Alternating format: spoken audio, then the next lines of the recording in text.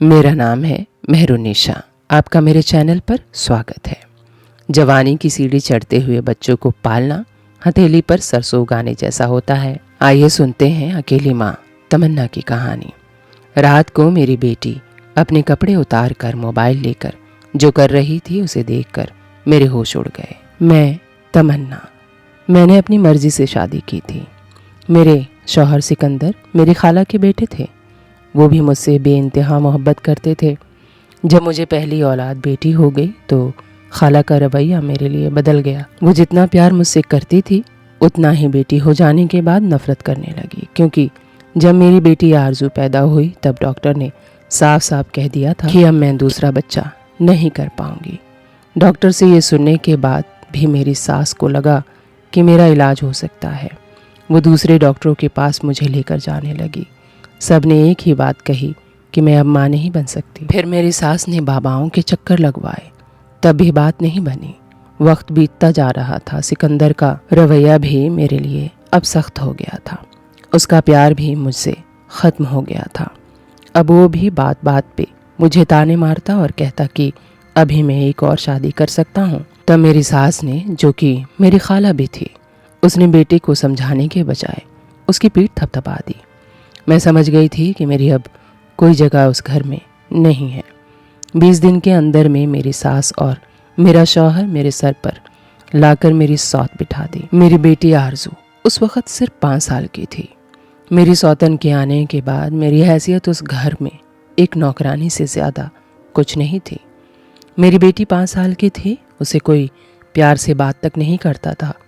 मैंने कुछ दिन बर्दाश्त किया, फिर मैंने सिकंदर को तलाक देने को कहा। मैंने जैसे ही कहा मुझे तलाक चाहिए, मेरी सास और सिकंदर दोनों जैसे मेरी इसी बात का तो इंतज़ार कर रहे थे। मैं तलाक लेकर अपने माँ बाप के घर आ गई। मेरे माँ बाप इस दुनिया में नहीं थे और ना ही मेरे कोई भाई बहन। एक घर था जो मेरे अब्बा ने मेरे नाम किया था। मैं उसी में जाकर रहने लगी। तलाक के बाद मैंने कभी पलटकर पीछे नहीं देखा और ना ही सिकंदर कभी बेटी को देखने आया। मैंने एक फैक्ट्री में नौकरी करनी शुरू कर दी।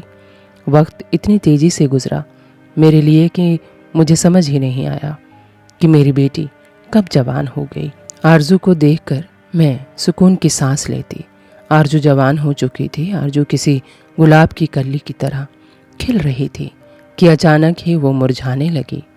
आरजू जवानी की सीढ़ियाँ चढ़ रही थी और ऐसे में मैं अकेली माँ अपनी बेटी को लेकर बहुत ज़्यादा फ़िक्रमंद रहने लगी। और जब मैंने आरजू का इस कदर बदला हुआ रवैया महसूस किया, मेरी जवान बेटी की हालत दिन ब दिन अजीब होती जा रही थी। ऐसा लगता था जैसे उसे किसी की नज़र लग गई हो।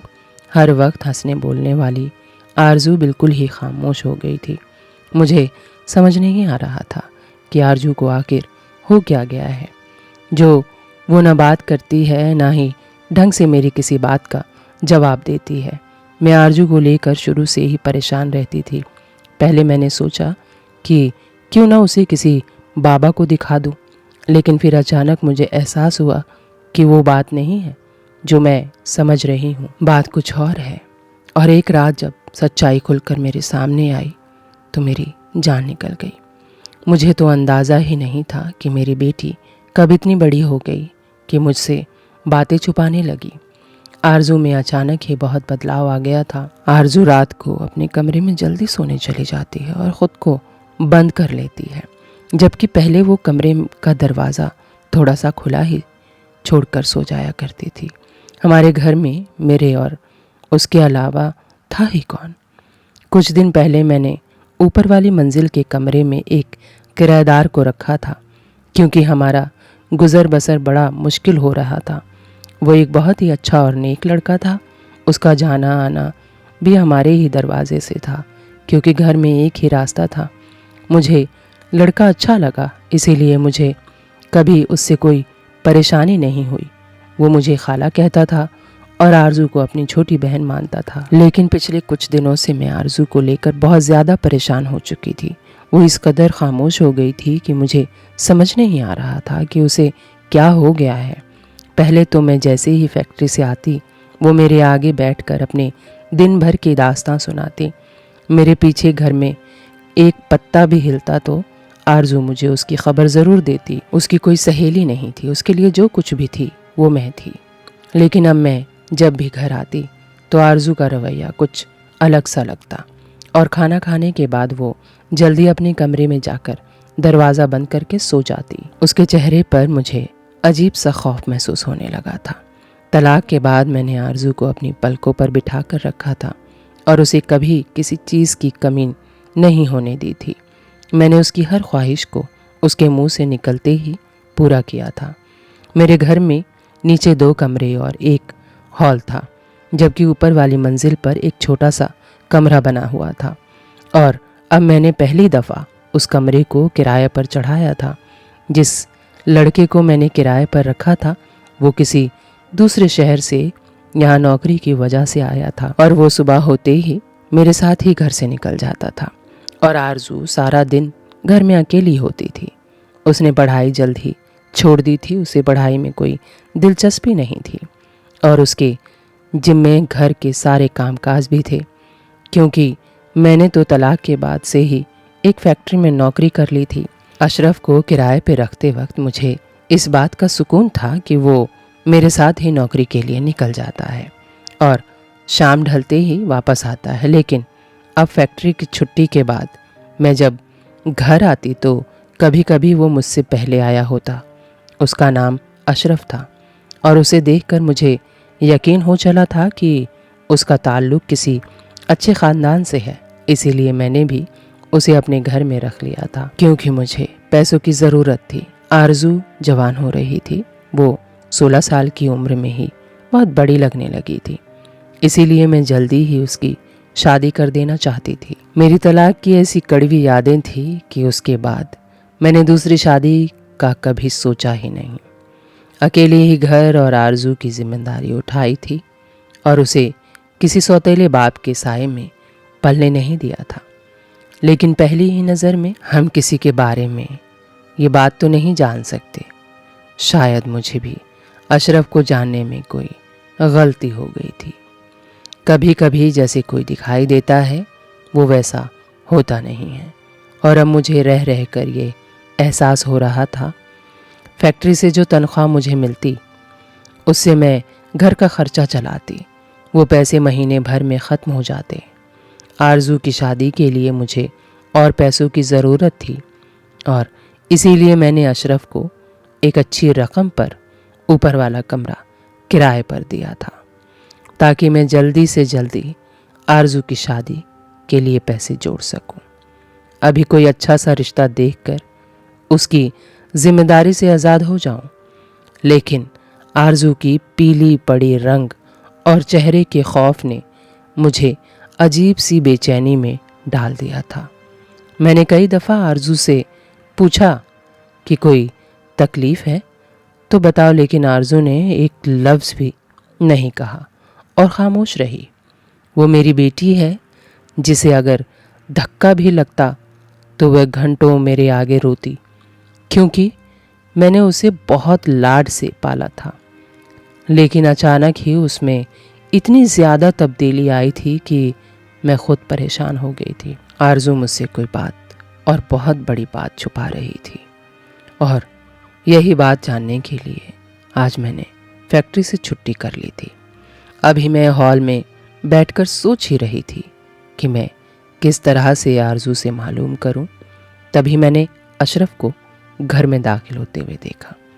उसके चेहरे पर मुस्कुराहट फैली हुई थी। आते ही उसने मुझे सलाम करके आरजू की तरफ देखा। अशरफ को दिन में घर में देखकर मैं बहुत हैरान हुई, क्योंकि उसकी नौकरी तो शाम तक की थी और अभी तो दिन के 12 बज रहे थे। क्या वो ऐसे ही लौट आया करता है? अशरफ मेरे साथ बैठ गया और उसे देखकर आरजू जल्दी से किचन में चली गई। लेकिन अशरफ की नज़र उसी की तलाश में थी और वह मुझसे बात करते हुए बार बार किचन के दरवाजे की तरफ देख रहा था।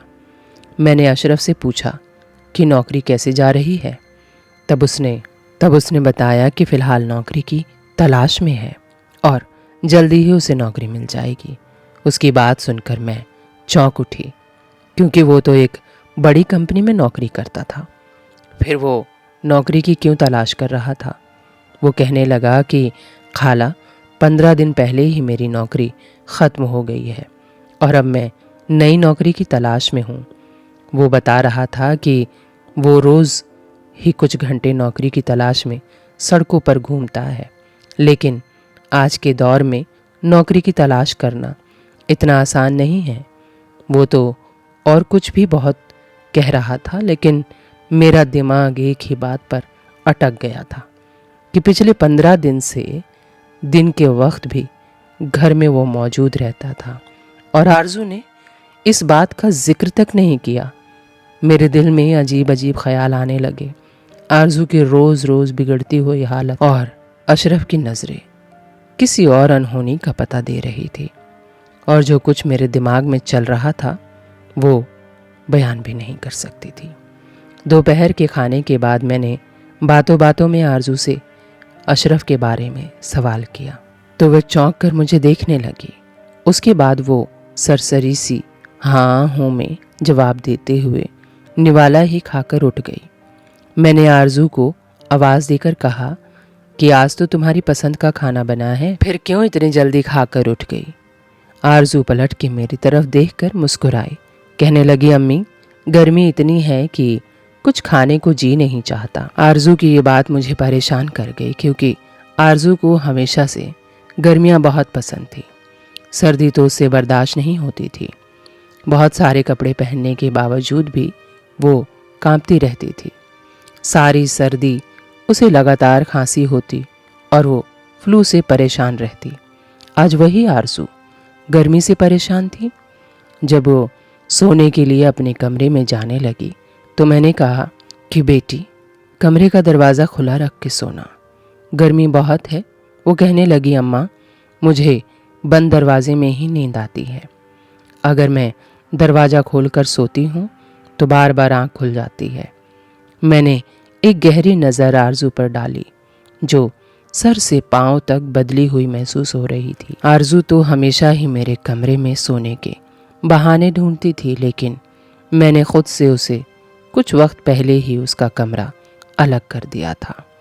मुझे ये फिक्र सताती थी कि एक ना एक दिन आरजू को रुखसत होकर जाना है, और अगर वो मेरी इतनी करीब रहेगी तो मेरे लिए उसे रुखसत करना बहुत मुश्किल होगा, क्योंकि इतनी बड़ी दुनिया में मेरा आरजू के अलावा कोई नहीं था, और उसके जाने के बाद मैं बिल्कुल तन्हा हो जाती। मेरी बेटी जवान हो रही थी और जवान बेटियों की माँ अक्सर ही फिक्रमंद रहती हैं, और कुछ ऐसा ही हाल मेरा भी था। जाने क्यों सुबह से मुझे अशरफ का वजूद खटक रहा था। रात के खाने के बाद मैंने अपनी बेटी को ज़बरदस्ती अपने साथ लेकर बैठ गई कि चलो आज हम दोनों माँ बेटी कुछ बातें कर लेंगे, कि तभी अशरफ सीढ़ियाँ उतरकर नीचे जा रहा था। शायद वो कहीं बाहर जा रहा था, लेकिन हम दोनों को देखकर हमारे पास ही आ गया। मुझे उसका इस तरह से हमारे दरमियाँ बैठना आज चिढ़ महसूस हो रही थी, जबकि अक्सर ही हम दोनों बैठकर बातें किया करते थे। जैसे ही वो हमारे दरमियाँ आकर बैठा तो मैं खामोश हो गई। मैं अकेले में आरजू के साथ कुछ वक्त गुजारना चाहती थी, ताकि आरजू से इस तब्दीली की वजह जान सकूं, क्योंकि अशरफ की मौजूदगी में मैं उसे कुछ नहीं पूछ सकती थी। कुछ ही देर में मैंने अशरफ से कहा कि बेटा, आप भी जाकर आराम करो, रात बहुत हो गई है, हम दोनों भी सोने के लिए लेटने वाले हैं। जबकि मेरा इरादा सोने का नहीं था, लेकिन अशरफ को भेजने के लिए मैंने झूठ का सहारा लिया। अशरफ शायद मेरा मतलब समझ गया था, इसीलिए वो खामोशी से उठकर चला गया। मैंने आज तक उसको बहुत अच्छा और नेक ही पाया था, लेकिन शैतान कब किसी को बदल दे इंसान को क्या खबर। थोड़ी ही देर में आरजू की भी अपने कमरे में जाकर दरवाज़ा बंद करके सो गई, लेकिन मेरी नींद उड़ चुकी थी। मुझे अशरफ की नज़रें कुछ अजीब उलझन में डाल रही थी। उसका आरजू से बात करने की कोशिश करना, बहाने बहाने से उसे देखना, और दिन में मेरी गैर मौजूदगी में घर में होना, मुझे सब कुछ अजीब लग रहा था।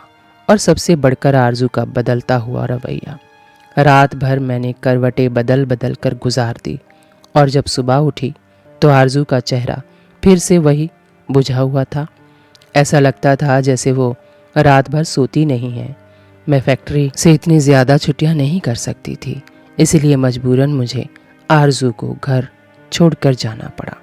लेकिन मेरा सारा ध्यान उसी में अटका रहा और मैं अपना काम भी सही तरह से नहीं कर सकी। बहुत मुश्किल से जैसे तैसे मैंने आधा दिन गुजारा, लेकिन आरजू को लेकर मेरे दिमाग में अजीब अजीब से ख्याल आ रहे थे। इसीलिए मैंने आधी छुट्टी ली और घर वापस आ गई। घर के दरवाजे की चाबी मेरे पास हमेशा रहती थी।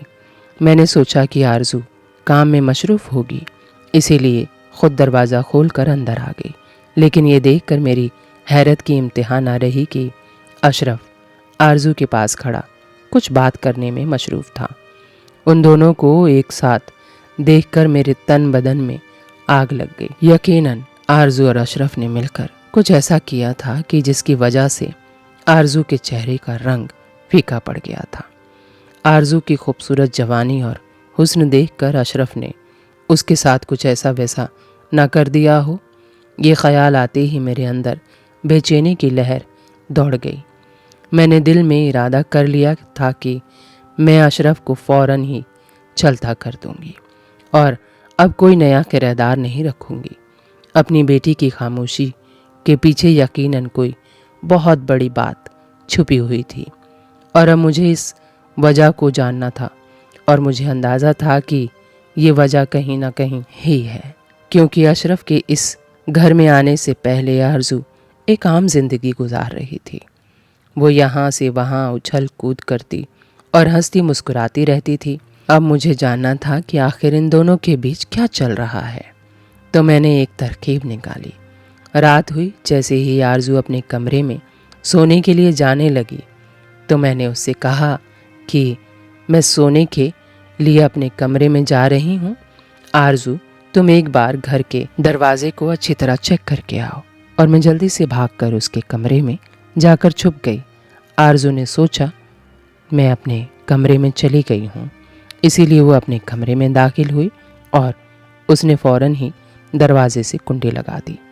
मुझे समझ नहीं आ रहा था कि घर में सिर्फ हम दोनों माँ बेटी ही मौजूद हैं। ऐसे में उसे कमरे में दरवाजे की कुंडी लगाने की क्या ज़रूरत आ गई। उसके बाद जैसे ही उसने कपड़े उतारे तो मेरी जान निकल गई, क्योंकि ना जाने आरजू कपड़े क्यों उतार रही थी। कहीं अशरफ कमरे में तो नहीं है। मुझे लग रहा था कि मेरी जवान बेटी किसी गलत चक्कर में पड़ गई है और मेरी गैर मौजूदगी में उसने कुछ ऐसा कर दिया है जिससे मुझे शर्मिंदगी का सामना करना पड़ेगा। मैंने जल्दी से सारे कमरे में नज़र दौड़ाई, लेकिन मुझे कोई नज़र नहीं आया।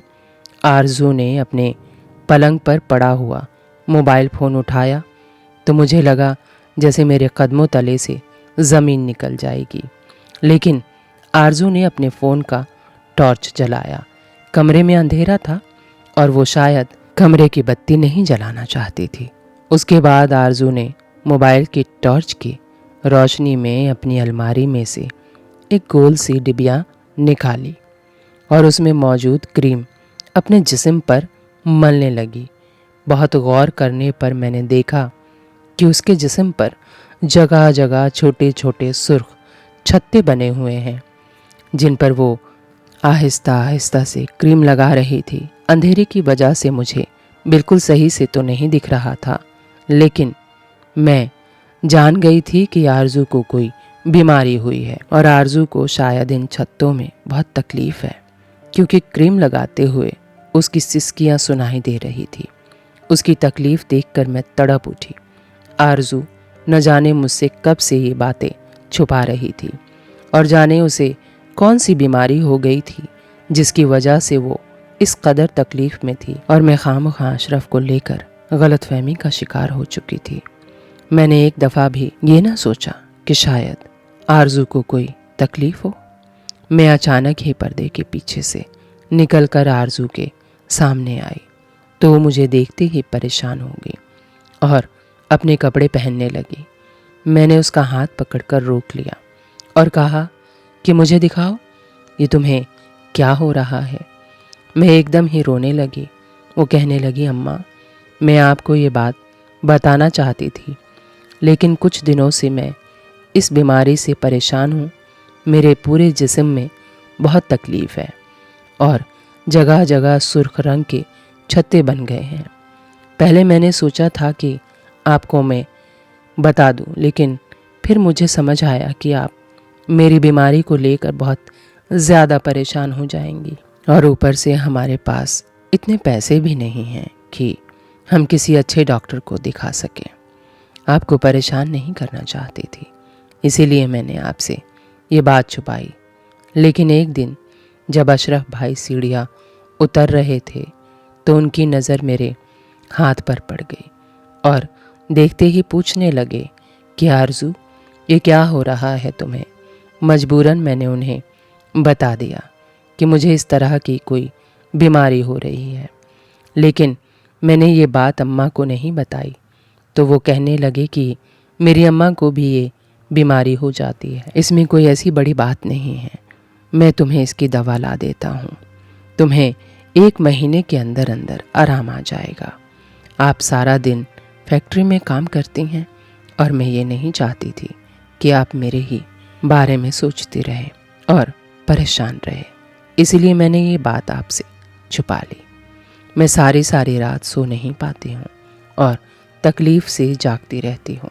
पहले तो इससे कहीं ज़्यादा तकलीफ़ होती थी, लेकिन जब से मैंने अशरफ भाई का दिया हुआ मरहम लगाना शुरू किया है, इस तकलीफ़ में थोड़ी कमी आ गई है। आरजू की बात सुनकर मैं सोचने लगी, बताओ मैं अशरफ को इस कदर गलत समझ रही थी।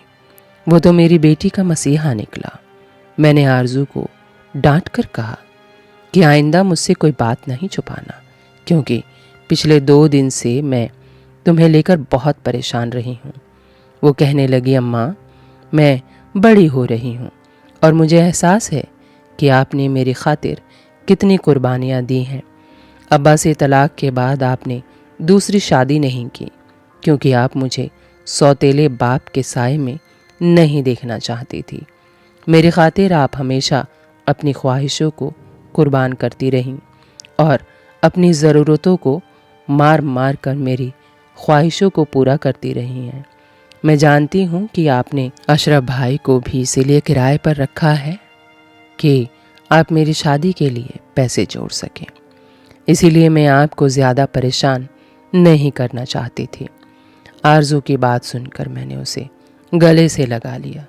मेरी बेटी को मेरी कितनी परवाह थी और मैंने न जाने क्या क्या सोच लिया था।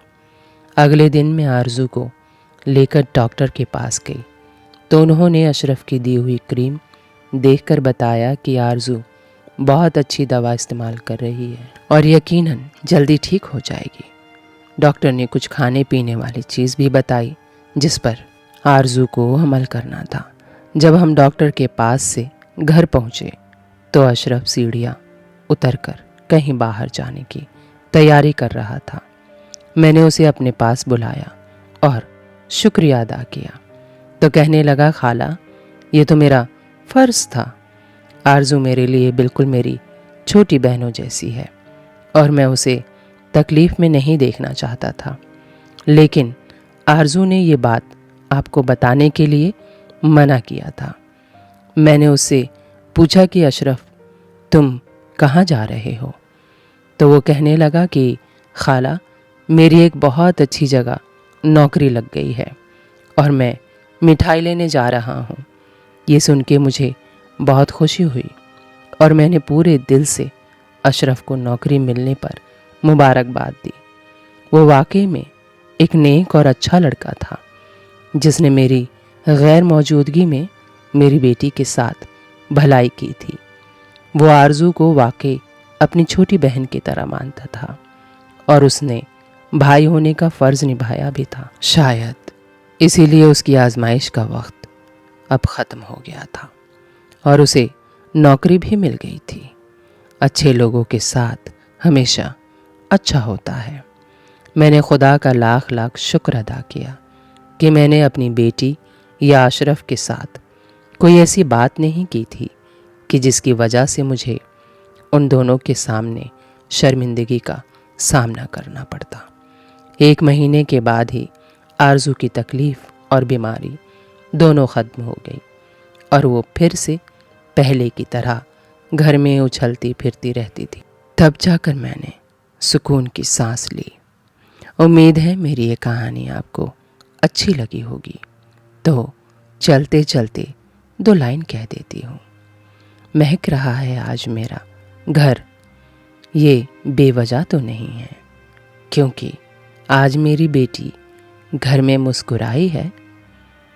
वीडियो अच्छी लगी हो तो चैनल को सब्सक्राइब कीजिएगा, शेयर कीजिएगा और हाँ, बेल आइकन को दबाना बिल्कुल मत भूलिएगा। Thank you for watching.